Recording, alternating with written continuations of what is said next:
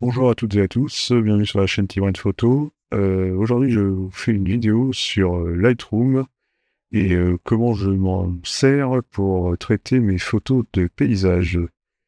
À tout de suite.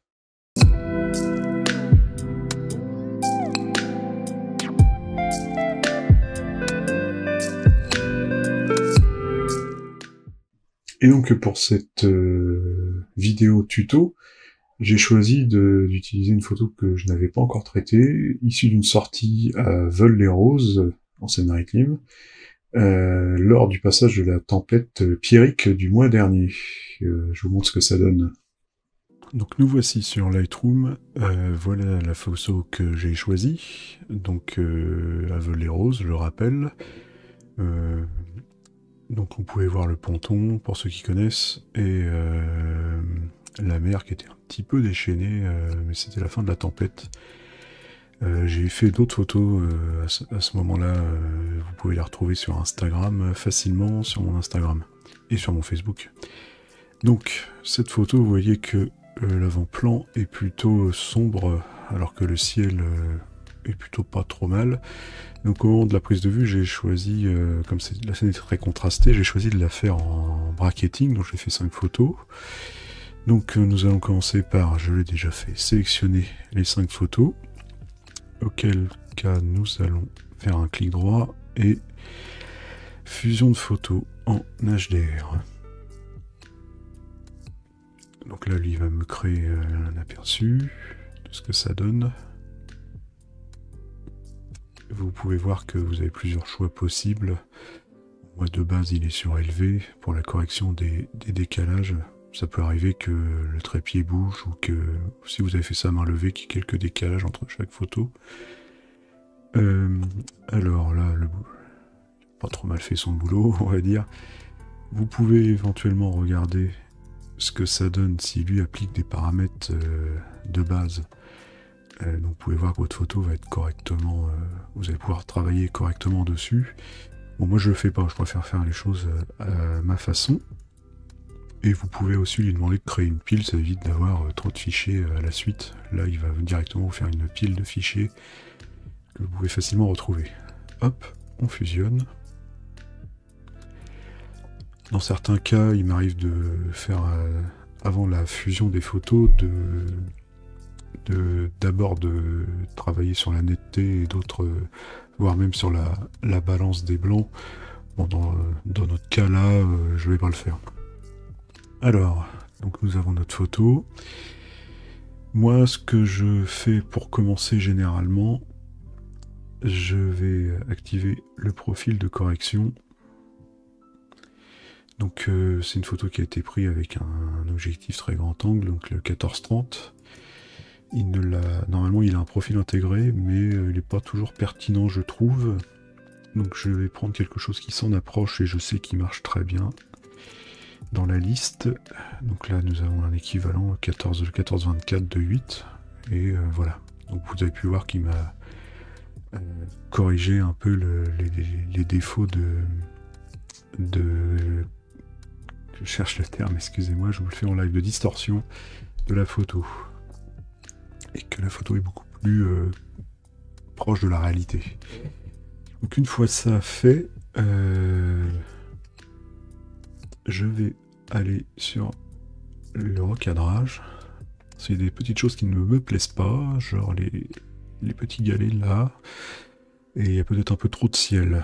Donc on va lui demander de lui mettre un autre format. Donc là vous pouvez voir que vous avez pour ceux qui connaissent, vous avez des formats préprogrammés. Donc ça c'est par exemple le 4/6e ou le 5/7e, c'est ce qu'on retrouve le plus pour faire des tirages papier.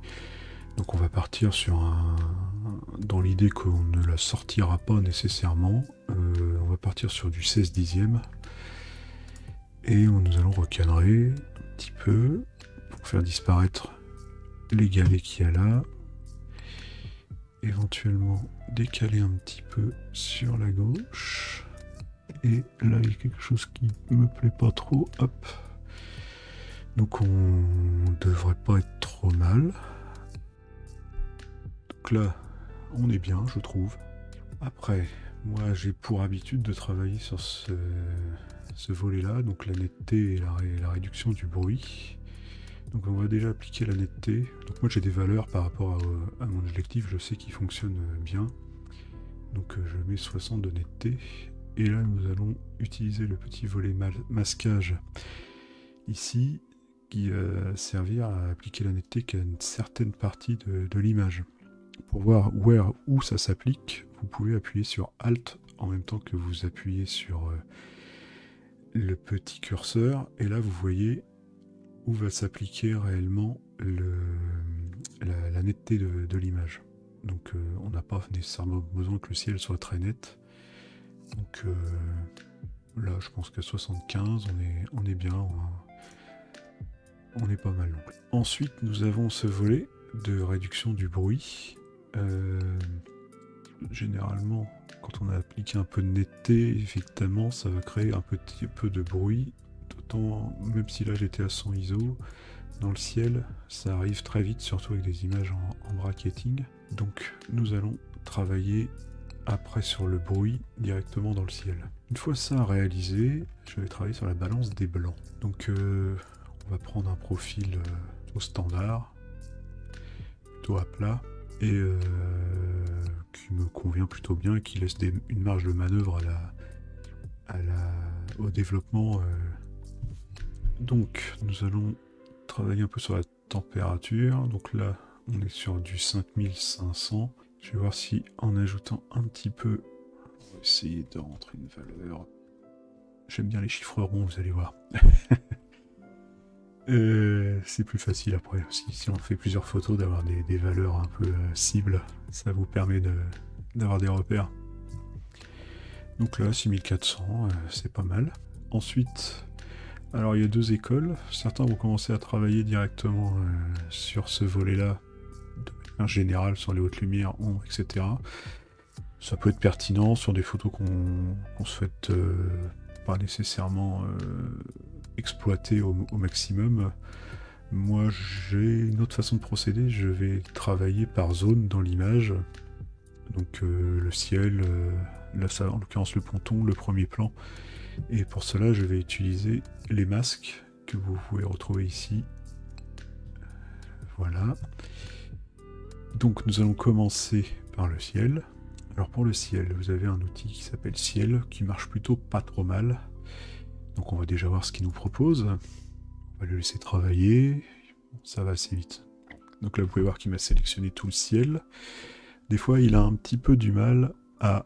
Quand vous avez ce genre de zone à déterminer ce qu'est le ciel et ce qui ne l'est pas. Vous pouvez voir qu'il a un petit peu sélectionné du ponton, etc. Donc c'est pas forcément pertinent. Alors pour cela, nous allons utiliser au niveau du masque, vous allez appuyer sur Alt et vous avez le petit outil intersection. Faire une intersection avec un dégradé linéaire. Alors l'intersection, ça fonctionne comment ? Donc là je fais mon dégradé et en fait juste au-dessus du ponton, en fait, vous allez vous apercevoir que il va utiliser la zone du ciel qui interagit avec le dégradé linéaire. Donc toute la partie en dessous là va être exclue du masque, ce qui va nous permettre de travailler directement sur cette partie là du ciel sans toucher à l'éclairage du ponton. Une fois que vous avez sélectionné ça, vous allez pouvoir... Ce que je fais généralement, baisser un peu les hautes lumières, me voir complètement, ça permet de récupérer des détails dans le ciel, dans les zones un petit peu entre guillemets cramées. Là, vous allez peut-être pouvoir baisser un petit peu l'exposition, légèrement, et récupérer un peu de blanc dans les nuages, sans dépasser, vous voyez ici, l'écrêtage et haute lumière, sans aller trop loin. Voilà. Une autre école voudrait aussi qu'on utilise les courbes. Alors je sais que je connais pas les photographes qui sont un peu frileux avec ça, mais il faut pas hésiter. L'avantage c'est que vous allez pouvoir écrêter votre haute lumière beaucoup plus facilement et aussi vos basses lumières et récupérer pour pas que ça soit trop contrasté dans le ciel, ce qui généralement n'est pas le cas, et avoir un aspect plus entre guillemets naturel. Vous pouvez éventuellement aussi rajouter quand même un petit peu de contraste pour éviter d'avoir un ciel trop plat. Faire cette fameuse courbe en S, voilà, très légère, qui permet de redonner un peu de contraste, donc comme je disais, dans le ciel, et récupérer un peu de matière. Voilà, régulièrement ce que je fais aussi, je ferme cette fenêtre et j'utilise ce que vous avez en bas à gauche. Ici, c'est plutôt celui-là. Non, raté. C'est celui d'à côté. Comparez un peu l'original avec ce que vous êtes en train de faire, pour voir si vous êtes toujours un peu dans le vrai. Évitez d'être partir dans des trucs trop... pas du tout naturels, parce que, comme je me répète peut-être, mais le but c'est de rendre votre photo la plus naturelle possible. Donc nous allons pouvoir reprendre les masques. Là, notre ciel, je vais finir, parce que je n'avais pas fini en fait. Je vous ai parlé d'un truc tout à l'heure, il y a beaucoup de bruit. Donc ce que nous pouvons faire, c'est éventuellement aller dans le dernier volet des masques et augmenter de manière plutôt conséquente, voire même baisser un petit peu la netteté, pour récupérer un ciel plus correct. Bon, il est taché, hein. Ça je sais, j'étais en bord de mer, ça arrive souvent, je change d'objectif. Toutes les taches là, je les enlèverai tout à l'heure. Généralement je finis par ça, parce que ce genre de pratique sur d'enlever les tâches, ça prend beaucoup de ressources système et ça a tendance à faire ramer un peu votre ordinateur si vous avez un ordinateur qui a quelques années. Donc il vaut mieux finir par ça plutôt que de commencer par ça, parce qu'après votre traitement photo va être assez ralenti. Donc le ciel, bon, ça va à peu près. Là je fais vraiment quelque chose de rapide, hein, parce que normalement j'aurais pas forcément pratiqué comme ça, mais s'il y a des choses à refaire, j'y reviendrai à la fin du traitement. Donc le ciel, on va dire que c'est bien pour l'instant. Donc nous allons passer au premier plan. Je recrée un masque. Ce coup-ci, nous allons faire un dégradé linéaire que j'étire comme ceci. Alors, je vais juste... quelque chose que je vois souvent et... comment dire, qui n'est pas forcément, je trouve, pertinent, c'est que les gens qui traitent le premier plan ont tendance à le traiter de la même façon que le plan suivant, à savoir à étirer le masque un peu plus comme ça, alors que en fait, si vous regardez bien dans la réalité, forcément, vous n'avez pas ce plan-là qui est aussi net que celui-là quelque part. Donc, puisque vous êtes plus près. Donc, moi, je le fais en 2 étapes. Donc là, je vais m'arrêter à peu près au niveau du galet. Et je laisse assez grand de façon à ce que la transition soit assez douce entre chaque partie. Et nous allons ramener un petit peu de lumière ici, en jouant sur les ombres et sur l'exposition. Voilà, de manière très légère. Et de plus, chose que je fais quand même assez régulièrement, jouer sur la texture et la clarté. Je vais jouer un petit peu sur la clarté. Généralement je monte pas au-dessus de 20. Déjà là je suis un peu trop. Et la texture un petit peu plus. Et on va voir ce que ça donne de plus près.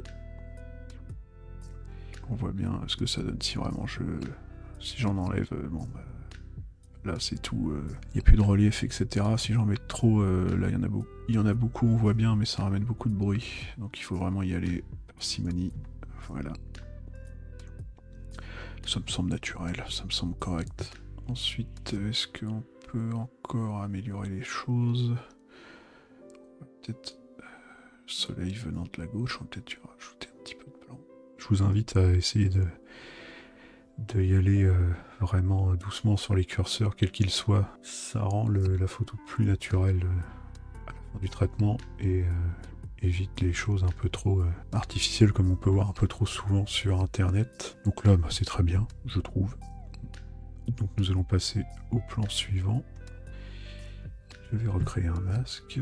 Donc là, il y a plusieurs solutions. Je vais créer 2 dégradés linéaires. Là, un comme ceci, qui va prendre toute cette zone là Et je vais refaire une intersection avec un autre dégradé linéaire, plutôt comme cela, que je vais remonter.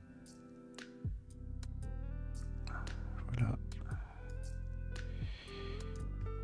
Je vais suivre un peu la courbure de la plage, je vais redescendre celui-là. Peut-être même encore, pour éviter que ça prenne un peu trop la mer et le ponton. Voilà. Et je vais appliquer la même recette, donc je vais éclaircir un petit peu. Un petit peu plus, parce que le soleil était un peu plus présent ici, et on... mais pas trop quand même pour essayer de regarder le... Essayer de garder le reflet, mais on va pouvoir le traiter après. Ajouter un peu de blanc. Voilà. Et jouer sur la clarté toujours. Et les textures en mettant un tout petit peu moins, parce qu'on est un petit peu plus loin dans l'image. Voilà. Bon, bah, c'est pas mal pour un début. Voilà ce que ça donne. Voilà, donc déjà on voit bien que l'atmosphère de notre photo a beaucoup changé, un peu plus proche de ce que j'ai vu et de la réalité du moment. Même si là je vois qu'on est quand même un peu trop de jaune dans l'ensemble, donc je vais, je pense, rebaisser la température et revenir à ce qu'on avait. 6000. Toujours comparé. Oui, c'est bien 6000, on va laisser comme ça. Voilà, voilà. Donc, on va continuer notre traitement. On voit bien que le ponton, bah justement, on ne le voit pas, il est un peu trop sombre. Donc, nous allons utiliser un... Alors, vous avez deux solutions. Soit vous pouvez utiliser un pinceau. Et là, c'est un travail un peu laborieux. Et là, aujourd'hui, je suis un petit peu feignant. Donc, je vais prendre le dégradé radial. Voilà. Je vais le mettre sur le côté.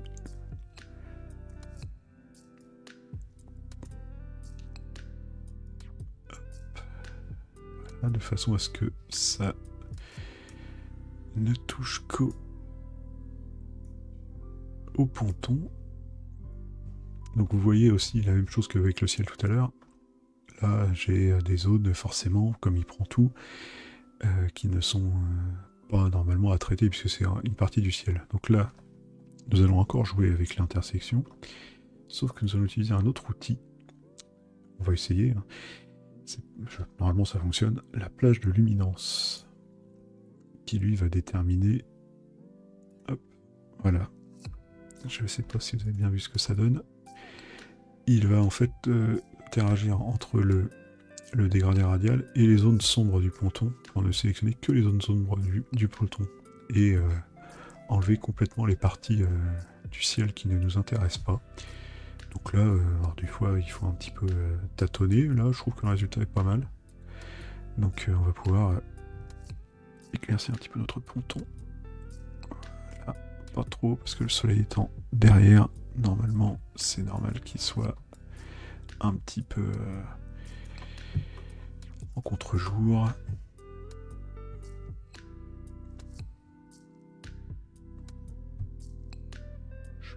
Sur les ombres, les hautes lumières, comme il n'y en avait pas beaucoup, on va les booster un peu. Voilà. Alors, je suis en train de m'apercevoir que il y a quand même énormément de bruit. Le résultat ne me satisfait pas beaucoup. On va baisser quand même peut-être un peu plus les ombres finalement.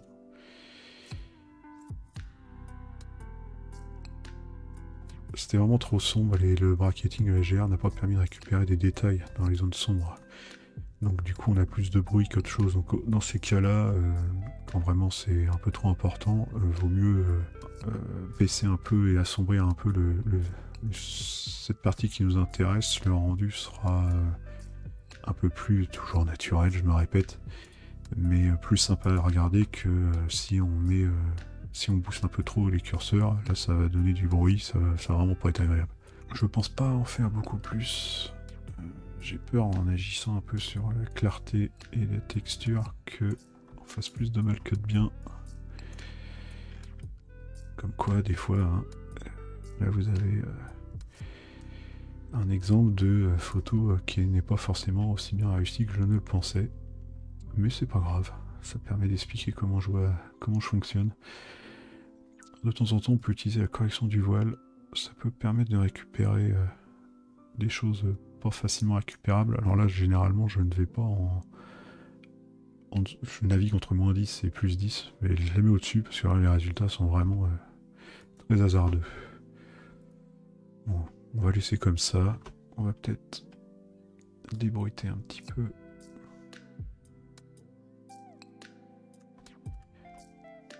Une autre façon de faire, je verrai tout à l'heure si j'y pense, mais éventuellement il y a peut-être un peu trop, cette partie-là peut-être moins intéressante dans l'image.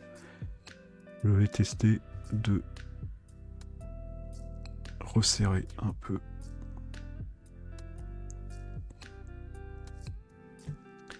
Voir ce que ça donne. Ouais, bah c'est pas plus mal comme ça en fait. Donc je vais rester comme ça. Oui, c'est pas mal. Alors, nous en étions où? Nous travaillions sur le ponton.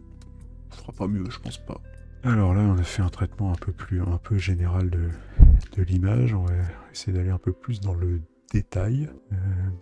Alors, quelque chose que j'aime bien faire et qui rend bien, c'est de rajouter un petit peu de vignettage, mais pas avec, je voulais vous le montrer, l'outil vignettage qui est tout en bas. Généralement ici, qui est, je trouve les résultats sont pas super pertinents. C'est pas tout de suite, c'est un peu agressif. C'est pas très, j'allais dire naturel, mais le vignettage n'est pas forcément quelque chose de très naturel. Et pour donner un rendu plus agréable, je vais utiliser un dégradé radial que je vais centrer. L'avantage c'est que le vignettage, vous pouvez le mettre un petit peu où vous voulez, en fonction de ce qui vous intéresse dans l'image. Là, donc le dégradé radial va s'appliquer ici, mais si vous voulez que ça s'applique sur les côtés, vous faites inverser. Voilà. Vous pouvez mettre gérer le contour progressif pour que ça soit plus ou moins délimité. 75. Et vous baissez un tout petit peu l'exposition.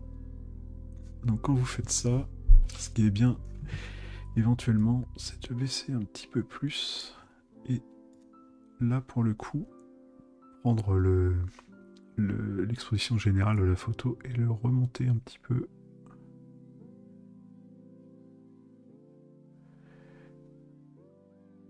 Du coup, cet effet de vignettage va permettre d'attirer le regard un petit peu sur le ponton, ce qui nous intéresse, et un petit peu de centrer votre regard sur ce qui est intéressant sur la photo. Donc, une fois que nous avons fait ça, on va peut-être pouvoir s'occuper de cette partie-là avec le reflet, essayer de récupérer le reflet, ce qui n'est pas la chose la plus facile à faire. Donc, on va prendre un dégradé radial. Hop.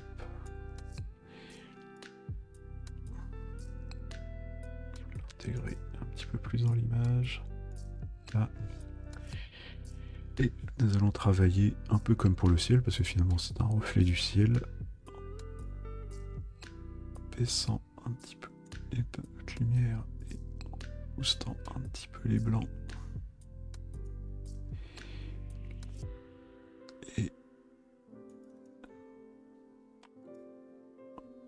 Un peu les noirs. Voilà. Là, on a essayé de récupérer un petit peu plus notre reflet. Bon, il était plutôt loin. Il n'était pas super net dans mon souvenir. Donc, je pense qu'on n'aura pas mieux. On peut essayer, souvent ce qui fonctionne, de monter un peu la clarté. Là. Voire utiliser correction du voile qui marche très bien sur ce genre de détails. Voilà. Il ne faut pas non plus que le reflet soit aussi net que le ciel, ce qui n'est pas forcément cohérent, voire même pas du tout avec les réalités. Là, bon bah écoutez, c'est plutôt pas mal. Alors moi cette partie-là, je vais vous montrer quelque chose que je fais souvent, de plus en plus. Vous prenez encore un dégradé radial, vous partez très très loin et vous vous arrêtez ici. Voilà, vous faites de nouveau une intersection avec une plage de luminance et cette fois-ci vous allez sélectionner des zones claires. Voilà, pour récupérer que la partie du ciel. Et nous allons travailler un peu sur l'éclairage. C'est de montrer un petit peu l'intensité du soleil qu'il y avait à ce moment-là. Donc vous allez baisser un peu la clarté.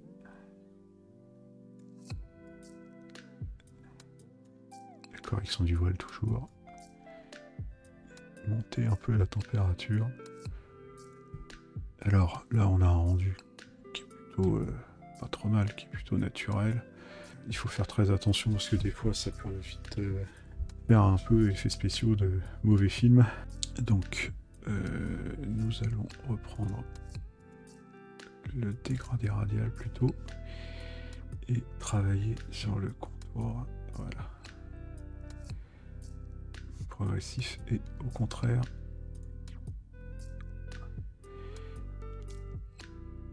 l'appliquer plutôt comme ça. Voilà. On va peut-être même encore le baisser. De façon comme si on avait un éclat de soleil un petit peu orienté comme ceci dans l'image. Et je trouve que ça fonctionne plutôt bien sur cette photo. Vous pouvez peut-être même l'agrandir un peu. Voilà. Vous pouvez éventuellement... Alors ça marche vraiment très très bien sur des levées, des couchers de soleil. Vous pouvez rajouter un petit peu de lumière éventuellement. Une couleur. Une couleur, pardon. Voilà. Bon, je trouve que ça marche bien.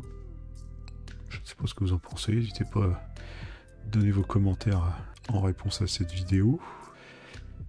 Je vais peut-être baisser justement un petit peu les ombres et un peu plus de contraste. Et le rendu, moi qui vous parle de rendu naturel, là on n'y est pas forcément, donc je vais peut-être éviter ou alors du moins baisser, que ça soit très léger sur la couleur. Non, ça fonctionne pas. Vaut mieux baisser un petit peu la température à ce moment-là, que ça soit plus léger. Voilà, là c'est beaucoup mieux. On va peut-être pouvoir monter à 9. Ouais, là c'est beaucoup mieux. Bon, on va comparer avec la photo d'origine toujours. Vous voyez qu'on a quand même changé vraiment l'ambiance. On a bien récupéré notre reflet. On n'a plus trop de haute lumière ici, c'est quand même beaucoup mieux. Après, je pense qu'il va falloir faire un travail de colorimétrie parce que les bleus sont un peu étranges ici. Donc ça va être la prochaine étape. Là, les masques, nous avons fini. Donc nous allons travailler sur la colorimétrie. Alors vous avez plusieurs solutions, soit vous travaillez directement avec le mélangeur de couleurs. Sur les dernières versions de Lightroom, vous pouvez reprendre votre masque du ciel de tout à l'heure. Donc là nous sommes bien sur le ciel. Donc, je vais l'enlever et nous allons travailler sur les bleus. Donc, dans l'outil masque, dans cette version-là de Lightroom qui est la dernière, vous avez un outil couleur du point. Donc vous prenez la petite dosette et vous allez directement sur les bleus. Et là vous pouvez travailler directement que sur le ciel. Donc vous pouvez baisser un petit peu la luminosité, changer la saturation. Donc évidemment si je fais ça c'est horrible. Saturation ça va. Et je vais surtout pouvoir changer un peu la teinte. Revenir sur quelque chose d'un petit peu plus comme ça. Monter un petit peu la luminosité quand même.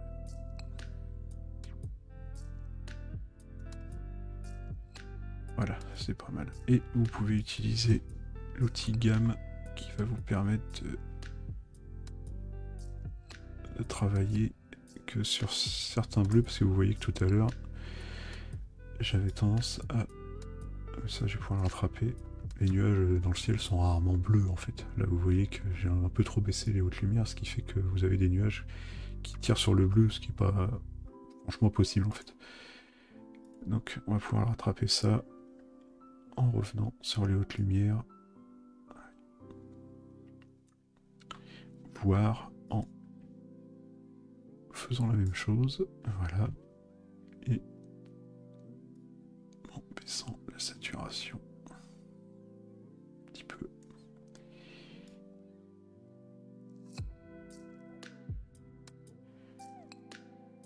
Voilà, c'est pas mal. Bon, je vais avoir du mal à rattraper tout ça, mais ça me semble correct. Donc nous allons travailler aussi sur la colorimétrie de notre premier plan. Alors nous allons reprendre, voilà. Donc là, je vais réutiliser la pipette. Donc ça c'est vraiment très pratique, on n'est pas obligé de travailler sur la couleur de toute l'image, mais simplement par plan. Ça c'est une grande avancée des dernières versions de Lightroom. Et c'est vraiment pratique. Vous voyez, vous pouvez simplement augmenter la luminosité de l'occurrence du sable. C'est un petit peu... Non, plutôt l'augmenter, non. Je sais pas trop quoi faire. Voilà.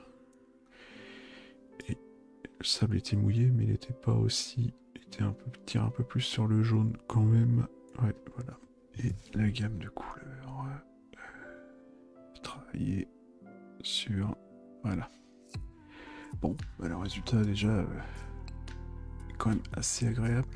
9, 5, 12, 70. Je vais reporter ces valeurs sur celui-ci. D'où l'utilité de ce que je vous disais tout à l'heure, d'avoir des valeurs à peu près qui tomberont, parce que ça vous permet de les retenir plus facilement. J'avais vérifié quelque chose. Non, j'ai cru que c'était du bruit, mais non, c'était... non, c'est le sable, c'était le mouvement des vagues à ce moment-là. Oh, il y a peut-être un peu de bruit quand même, oui. Je pense que pour le bruit, ce que nous allons faire, ça m'embête vraiment. Alors, il y a l'utilité à réduction du bruit qui marche normalement très bien pour ça. Mais là, comme j'ai fait une fusion HDR, je ne peux pas l'utiliser, ça ne fonctionne pas parce que il me change mon format de photo. C'est pour ça que d'habitude je le fais avant de faire la fusion. Et ça permet d'éviter ce genre de problème. Mais là, bon, pour la vidéo, je vais passer simplement par la luminance. Et je vais y aller à peu près jusqu'à 35. Ça me paraît plutôt pas mal. Ouais, voilà, vous voyez, on a quand même nettement moins de bruit. Comme quoi, c'est pas parce qu'on a fait une photo à 100 ISO qu'on ne peut pas avoir du bruit sur une photo. Tout dépend des conditions de la prise de vue. Bon, je vais continuer. Il y a quelque chose que j'ai oublié, que je n'ai pas traité, c'est cette partie-là. Donc je vais refaire un masque. Désolé si ça vous semble un petit peu décousu. Cette fois-ci, je vais utiliser un pinceau pour être un peu plus précis, puis pour vous montrer tous les outils, comment ça fonctionne pour ceux qui ne connaissent pas Lightroom. Je vais rajouter un petit peu de clarté, un petit peu de texture, et je vais travailler un petit peu sur les ombres, et je vais utiliser un débit pas trop fort, une densité totale. Donc toujours pareil, si vous appuyez sur O, vous affichez l'incrustation. Voilà.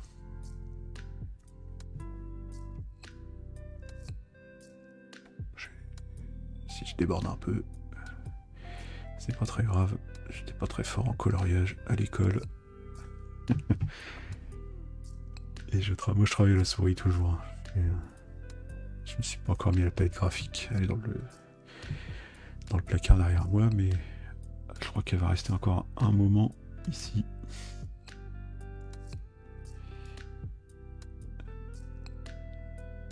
Je vais augmenter un petit peu l'exposition et un petit peu les blancs. Un peu trop fort là. Voilà. C'est une question de dosage. Vraiment, le traitement, c'est une grosse part du travail du photographe, mais je trouve que tout est une question de dosage et une question de sensibilité. Et vous voyez au fur et à mesure que j'avance dans le traitement, moi j'ai ce qu'on appelle un workflow, un processus de travail qui est souvent identique, mais il arrive que je rajoute, en fonction du développement de la photo, qu'il y a des choses qui me déplaisent, ou au contraire me plaisent et que je veux accentuer ou diminuer. Et ça, bien souvent, c'est au traitement que ça se voit le plus.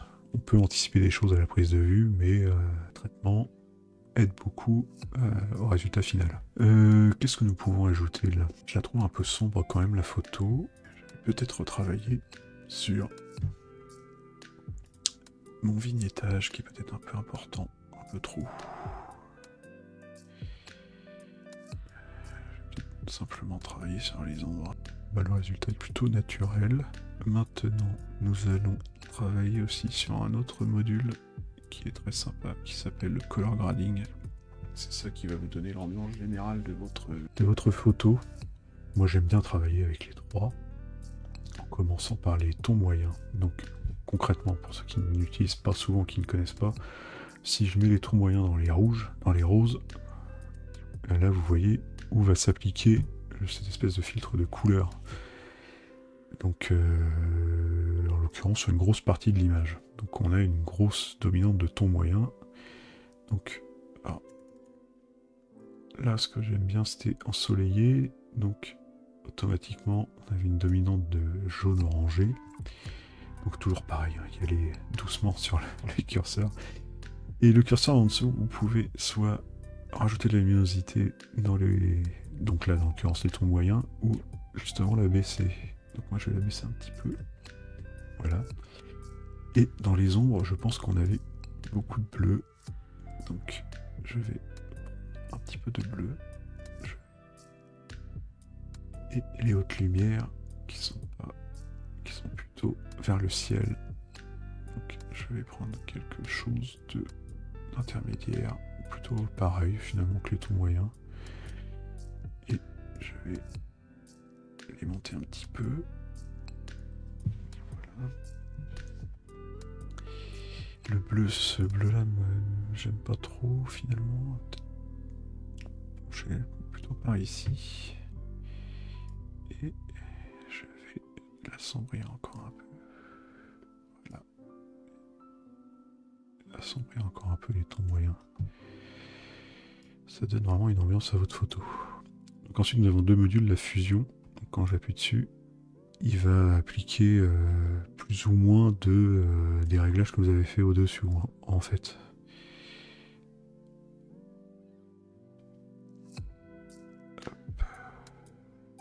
Là. Et la balance, il va soit utiliser plutôt la dominante de bleu que vous avez ici ou la dominante de orange que vous avez rajouté. Donc plutôt partir sur les bleus maritimes, plutôt dans le bleu.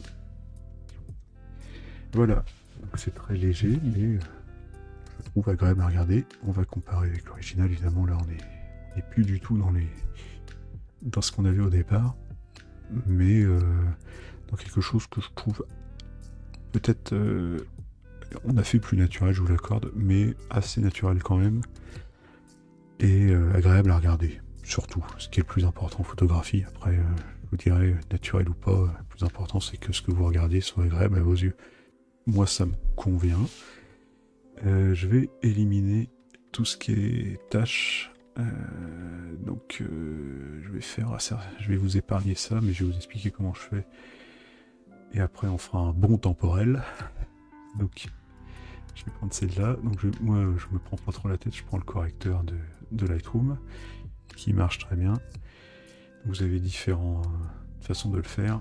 Soit vous avez le traditionnel pansement comme dans Photoshop, soit vous avez un petit outil de suppression des défauts qui fonctionne avec l'IA, qui marche plutôt bien, et mais par contre demande beaucoup de ressources système, qui a tendance à faire déclencher le ventilateur de l'ordinateur. Et là je vous montre sur celui-là par exemple. Vous voyez que le résultat, voilà, est plutôt correct. Donc là, j'ai beaucoup de tâches. Donc pour les voir, vous pouvez appuyer sur le bouton A et qui va vous montrer une espèce de négatif de votre photo. qu'il faut savoir interpréter. Ici, vous pouvez afficher plus ou moins de défauts. Et ça va vous permettre de retrouver toute cette petite tache plus facilement. C'est généralement les petits ronds que vous avez là. Dans les ciels, c'est souvent soit des oiseaux et 20% et 80% de taches. Si vous avez changé d'objectif et qu'il y avait du vent, les embruns, etc. Voire éventuellement des petites poussières sur votre capteur quand vous changez d'objectif, comme moi je fais assez souvent. Donc là, je vais enlever toutes les taches et je vous retrouve quand j'ai fini. Voilà, je suis de retour. Je vous montre, j'ai enlevé une ou deux taches. Je vous montre. Voilà, vous pouvez constater qu'il y en avait quelques-unes. Bon, j'ai pas été vraiment au fond des choses non plus. J'ai fait ça assez rapidement. J'ai connu, oui, j'en ai encore une là. Je vois qu'il en reste. Hein. C'est vrai que ça fait un moment que j'utilise ce genre d'outils et je commence à avoir l'habitude, mais je vous invite vraiment pour ceux qui ne le font pas, à vous pencher sur la question, parce que c'est ce genre de petites tâches qui vous ruinent. Par exemple, si vous tirez votre photo imprimante ou tirage chez quelqu'un de professionnel, c'est quelque chose qui va vous ruiner votre tirage. On va voir que ça, clairement. Donc c'est vraiment une étape cruciale dans le développement de votre photo. Et il ne faut surtout pas passer à côté. Donc moi je me suis habitué à le faire comme ça, même si je fais rien avec cette photo, que je ne ferai pas de tirage jamais, mais au moins c'est fait, même pour les yeux, c'est plus agréable. Voilà, donc on a une photo qui est plutôt pas mal. Maintenant on va peaufiner. Je la trouve toujours un peu jaune, j'y suis peut-être allé un peu fort. Donc je vais revenir à... Voilà, c'est quand même bien mieux comme ça, sur du 5500 de température, qui la température plus naturelle, qui se rapproche plus de ce que j'avais au départ. Et ouais, on va rester comme ça, c'est vraiment mieux en fait. Donc la photo là pour moi est finie. Donc on n'a plus qu'à l'exporter. Donc exporter la photo. Voilà, donc après ça c'est libre à vous de... selon comment vous utilisez Lightroom et votre système de classement. Et je vous montre tout de suite ce que ça donne.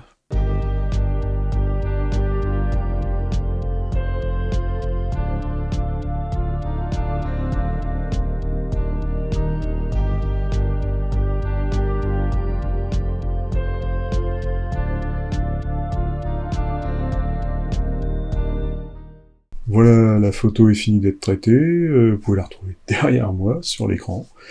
Je vous remercie de votre attention, j'espère que la vidéo vous a plu. N'hésitez pas à mettre le fameux petit pouce, voire même vous abonner si ça vous a plu. N'hésitez pas non plus dans les commentaires à me laisser vos suggestions, si vous avez des sujets sur le traitement des photos que vous souhaiteriez que j'aborde, je vous explique, ou autre. Et à bientôt pour une nouvelle vidéo sur la chaîne Tiran Photo. Salut!